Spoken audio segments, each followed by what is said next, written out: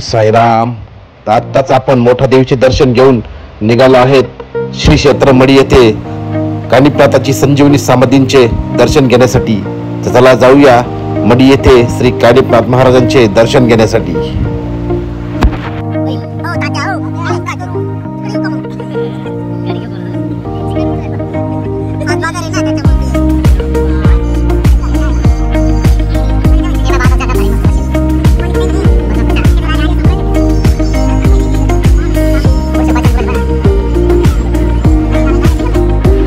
आता आपण पोहोचलो आहे मडी गावी. तर समोरच कमान आहे मंदिराकडे जाण्यासाठी. कमानीतून आत प्रवेश करून सरळ 4 ते 5 किलोमीटर अंतरावर श्री क्षेत्र मडी कानिपनाथांचे मंदिर आहे, संजीवनी समाधी. तर चला जाऊया मंदिराकडे.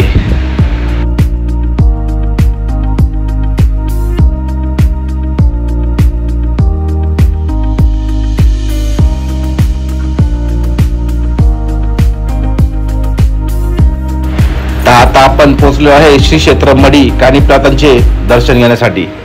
तर चला जाऊया कानिपनाथ महाराजांचे दर्शन घेण्यासाठी. तर आता आपण आलेलो आहे पार्किंग पाशी. मंदिराची पार्किंग आहे. तर आपण गाडी पार्क करून दर्शनाला जाणार आहोत. तर इथे पार्किंगचे 50 रुपये घेता गाडी लावण्याचे. 50 रुपये जाता, पण गाडी आपली सेफ असती, लक्ष असतं गाडीकडे. त्यामुळे आपण गाडी लावून मंदिराकडे दर्शनाला जाणार आहोत. तर चला जाऊया गाडी पार्क करून मंदिराकडे श्री क्षेत्र कानिपनाथ महाराजांचे दर्शन घेण्यासाठी.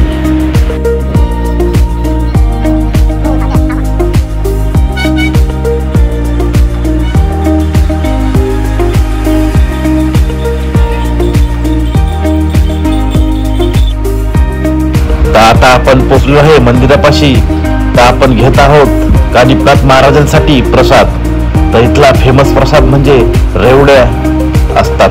त्यामुळे आपण रेवडी, फुलहार, नारळ घेऊन मंदिरामध्ये जाणार आहोत दर्शनासाठी. तर चला घेऊया प्रसाद आणि जाऊया मंदिराकडे दर्शनासाठी.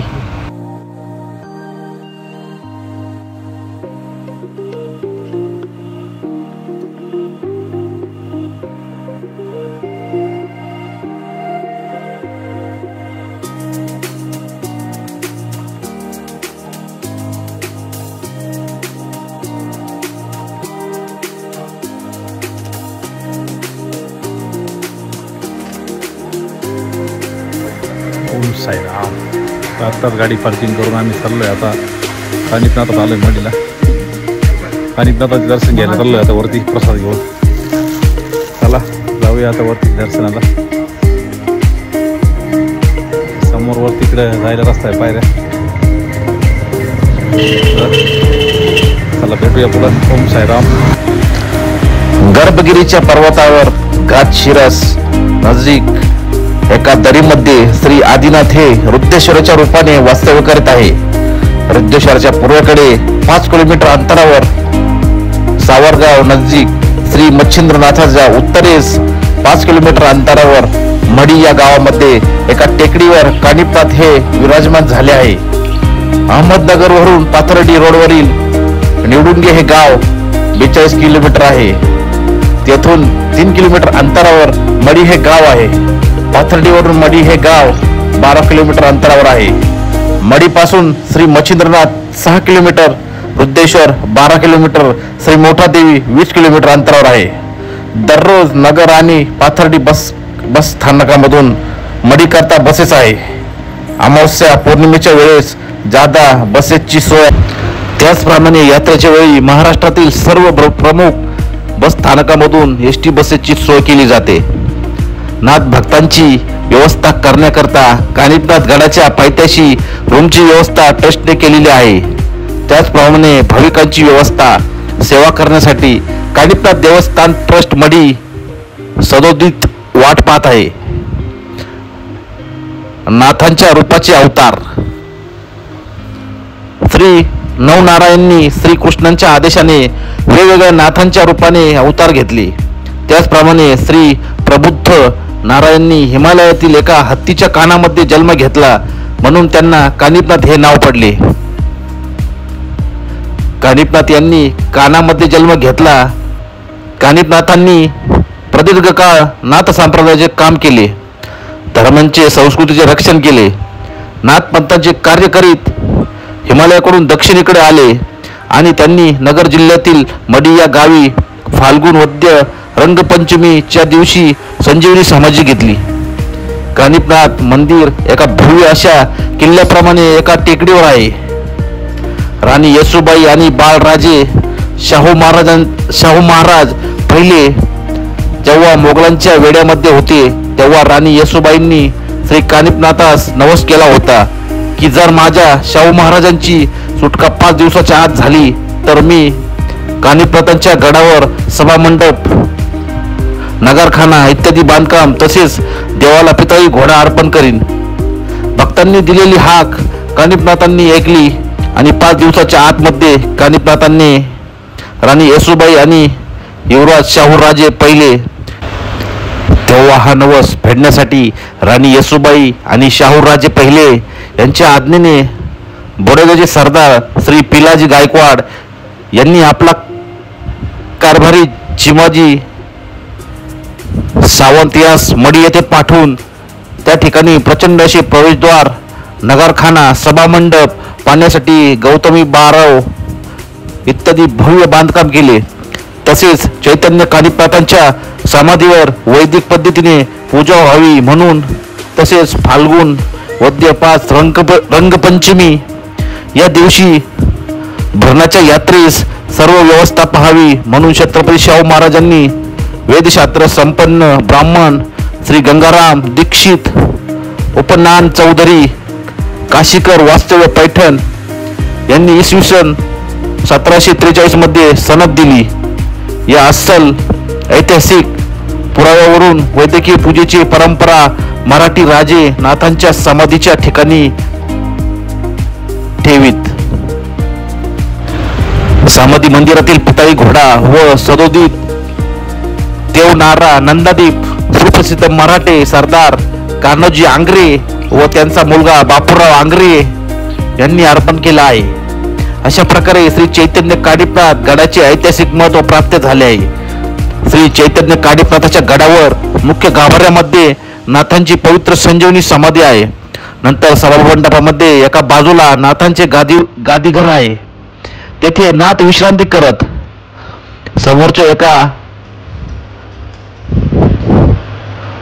होमकुंड आहे.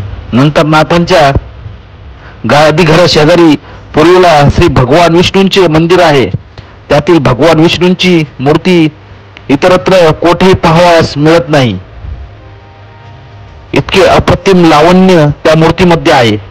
जणू काही श्री मोहिनीराज तेथे अवतरल्यासारखे वाटते. मंदिरा शेजारीच श्री हनुमंतरायांची मूर्ती आहे. ती मूर्ती पाहून भक्तांनी प्रभू कार्य करण्यासाठी सदोदित दक्ष राहिले पाहिजे असा संदेश हनुमंतरायांची मूर्ती देते. नंतर समाधी मंदिराच्या दक्षिणेला नवनाथांचे सर्वात मोठे गुरुबंधू श्री मच्छिंद्रनाथ यांचे मंदिर आहे. तेथून सरळ पाहिले असता गर्भगिरी पर्वतावरील मच्छिंद्रनाथांच्या मंदिराचे दर्शन भक्तांना मिळते. समाधी मंदिरांच्या पश्चिमेला विठ्ठल रखुमाईंचे मंदिर असून मंदिराखाली नाथांचे साधना मंदिर आहे, जेथे जाण्याकरता भुयार आहे व तो एक पूर्वीच्या स्थापत्य शास्त्राचा आदर्श नमुना आहे. त्या साधना मंदिरामध्ये शिवलिंग व नंदी आहे व तेथे असल्यामुळे खिडकीमधून गार हवा येते व गावची पश्चिमेकडील पाहणी करता येते. विठ्ठल मंदिराच्या उत्तरेला श्री नवनाथांचे मंदिर व पारायण ठिकाण आहे. समाधी मंदिराच्या उत्तरेला श्री भवानी मातेचे मंदिर असून तेथे डाळिंबीचे झाड आहे. त्याला भक्तजनांनी पूर्वी नाथ भक्त होऊन गेलेल्या डाळिंबाबाईंच्या नावाने संबोधतात व त्या डाळिंबीच्या झाडाला भक्त काहीतरी संकल्प नवस करून नाडा धागा बांधतात व श्री कानिपनाथ आजही त्या नवसाला पाहून भक्तजनांच्या व्यथांचे निर्दालन करतात. श्री समाधी मंदिरामध्ये श्रीनाथांची संजीवनी समाधी असून श्री कानिपनाथांची मनमोहक अशी संगमरवरी दगडाची मूर्ती तसेच नाथांचे आव्हान असलेल्या व कान्होजी आंग्रेंनी दिलेली पितळी घोडा व दत्तात्रयांची मूर्ती आहे. तसेच गडावर नगरखाना, बारदारी, भव्य सभा मंडप, पाण्याची टाकी, तसेच श्री समाधी मंदिरावर असलेला प्रचंड कळस व त्यावरील भगवान शंकरांच्या त्रिशूल हे मुख्य आकर्षण आहे. या त्रिशूळाला भक्तगण यात्रेमध्ये काठ्या लावून आनंद उपभोगतात.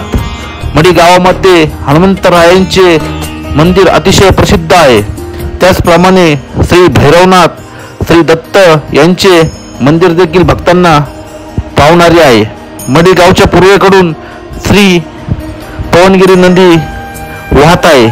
तेथे नाथ भक्त आवर्जून भेट देतात. नाथ मंदिराच्या दक्षिणेला एका मोठा पाझर तलाव आहे. त्या तलावाला अर्धी भिंत ही नैसर्गिक आहे. त्या भिंतीवर श्री आदिमाया तुळजापूरची भवानी माता यांचे मंदिर असून तेथे त्यांचे वास्तव्य आहे. या मंदिराच्या उत्तरेला श्री मच्छिंद्रनाथांचे छोटेसे मंदिर आहे. त्याला लहान मायंबा या नावाने संबोधतात. त्याचप्रमाणे गावच्या दक्षिणेला गर्भगिरी पर्वताच्या रांगा आहेत. त्यामध्ये एक दर्या आहे, त्याला लेण्यादरच्या दर्या म्हणतात.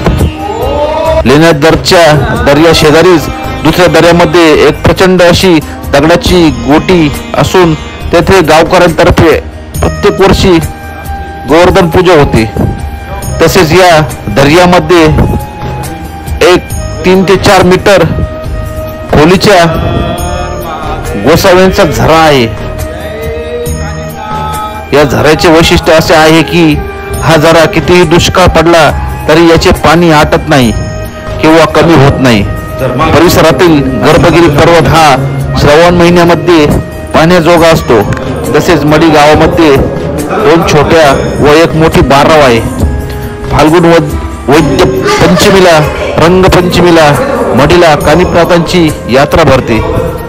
या यात्रेला साधारणतः 10 ते 20 लाख भाविक महाराष्ट्र, राजस्थान, गुजरात आदी प्रांतामधून येतात. 18 पगड जातीचे मडी हे पंढरपूरच आहे. तेथे त्यांच्या भांडणाचा न्यायनिवाडा होतो. पाडव्याच्या आदल्या दिवशी फुलबागेतील बाजार प्रसिद्ध आहे. त्याचप्रमाणे वेगवेगळ्या जातीचे गाढवांचा बाजार भरतो. मडीची रेवडी तर प्रत्येकाची आवडीची आहे. पाडव्याच्या पहाटे भक्तगण गावडीने पाणी आणून नाथांच्या समाधीला स्नान घालतात व धन्य होतात.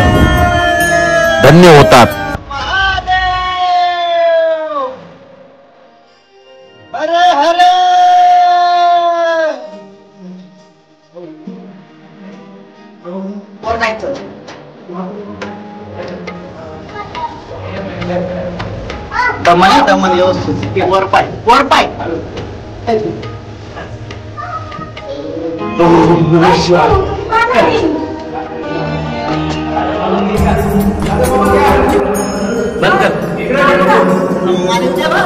घेता द्या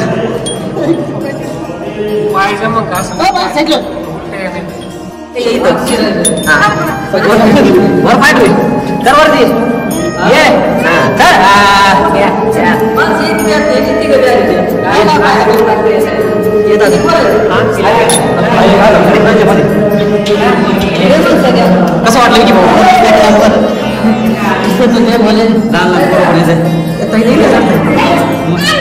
त्याला विचार करा. जय कानिपनाथ. आत्ताच आपण दर्शन करून निघलो आहे परतीच्या प्रवासाला. तर आजचा ब्लॉग तुम्हाला कसा वाटला नक्की सांगा. व्हिडिओ आवडला असेल तर लाईक करा, कमेंट करा, व्हिडिओ जास्तीत जास्त शेअर करा आणि आमच्या चॅनलला नवीन असाल तर जाऊन सबस्क्राईब करा आणि बेल आयकॉन दाबायला विसरू नका. तर भेटू एका पुढच्या नवीन व्हिडिओमध्ये. ओम साईराम. जय कानिपनाथ.